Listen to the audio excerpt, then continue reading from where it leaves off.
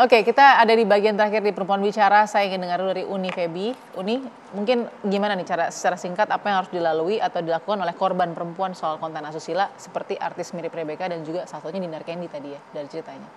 Iya, yang pertama tentu perempuan tadi ya harus berhati-hati dalam memilih pasangan. Itu yang pertama. Yang kedua jangan pernah mau ya untuk diminta membuat suatu konten atau mengirimkan video atau foto atau gambar yang mengandung unsur pornografi. Karena jejak digital itu sangat kejam. Dihapus ada lagi, dihapus ada lagi, dihapus ada lagi. Karena ada model untuk bisa sampai ke mencari data sampai ke dalam dengan walaupun sudah di-delete oleh sistem kita gitu kan. Karena ada investigasi yang bisa sampai ke sana. Kemudian jangan takut untuk membuat laporan. Karena tanpa melapor kita juga tetap menjadi korban gitu ya.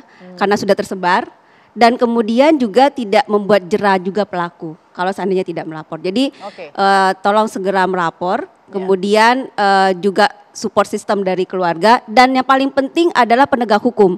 Laporan ini tolong dijalankan gitu ya. Tolong laporan ini berjalan, jangan sampai stuck hanya berhenti setelah laporan. Karena banyak kasus-kasus yang seperti ini nggak sampai dihukumnya si pelaku.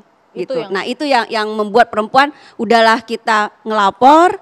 Di saat laporan itu berbelit-belit, pertanyaannya itu menyudutkan, kemudian dia malu, kemudian nanti di persidangan dia dipertontonkan, di persidangan dia ditanya dan kemudian dikejar oleh wartawan. Nah, dia menjadi korban berkali-kali. Nah, oleh karena itu tolong penegak hukum dalam hal ini mungkin penyidik, penuntut umum, kasus-kasus yang seperti ini tolong disegerakan prosesnya dan kemudian beri keadilan yang sesegera mungkin kepada korban. Sampai Viral viral dulu, korban sampai depresi atau sampai bunuh diri. Oke, Mbak Ani silakan singkat. Silakan Mbak Ani. Di era digital ini, kasus kekerasan seksual berbasis elektronik itu menjadi semakin kompleks. Dan karenanya memang meningkatkan literasi digital itu menjadi sangat penting.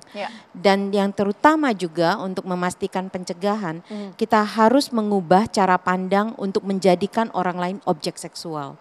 Karena dengan cara itu kita bisa menghentikan proses kita mengobjektifikasi orang maupun ikut serta dalam menghujat orang-orang yang lain yang sebetulnya sudah terpuruk akibat dari penyebarluasan konten yang sebenarnya tidak pernah mereka inginkan.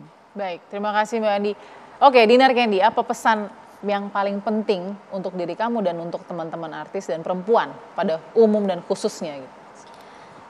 Buat teman-teman perempuan ya Dinar tuh buat kalian semua kita harus berhati-hati dalam menggunakan kamera ataupun dalam menggunakan digital karena ternyata yang menurut kita sepele ternyata itu bisa menjadi bumerang di suatu saat nanti kayak gitu. Jadi kita harus dari sekarang benar-benar harus berhati-hati dengan kamera handphone yang kita pegang itu. Jangan kalian kayak udahlah nggak apa-apa cuman video doang, cuman foto doang nggak apa-apa. Ternyata kan misalkan hilang handphone kita ada video kita yang misalkan tidak berpakaian atau seperti apa tersebar luas. Itu bakal menjadi bumerang di suatu saat nanti. Pokoknya kita harus menggunakan kamera handphone kita sebaik-baiknya. Karena kan kamera handphone ini selalu bersama kita kemanapun. Atau mungkin kita kadang-kadang iseng. Iseng bersama teman-teman atau bersama mungkin ada pasangan.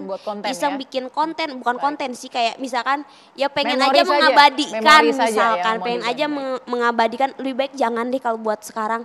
Ternyata memang itu sangat berbahaya. Oke, pesan yang baik sekali dan bijak sekali yang mudah-mudahan didengarkan oleh teman-teman perempuan yang sedang membutuhkan. Silakan Mbak Popi. Kalau saya lebih ke arah psikologisnya. Jadi apabila ada korban yang benar-benar kejadian berada di posisi saat ini ya, contohnya kayak Rebecca dan lain-lain lah teman-teman kali sampaikan, itu bukan jangan dihujat gitu loh. Artinya saya menghimbau masyarakat jangan dihujat.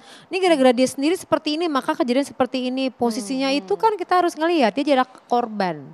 Kalau korban kayak gitu tadi yang pernah saya sampaikan nggak usah dari analisa ekspresinya juga dari semua yang saya pelajarin juga nggak usah kamu menghujat, dia sendiri udah menghujat dirinya. Kalau kita semua misal netizen pada nge-push, ini mau dibawa kemana? Bisa mengakhiri hidup, kita harus bertanggung jawab terhadap hal tersebut. Makanya saran saya jangan menghujat dan kalau bisa sih disupport. Artinya supaya ada perubahan dalam sikap, perilaku dan ia bisa lebih baik dalam kehidupan ke depan gitu.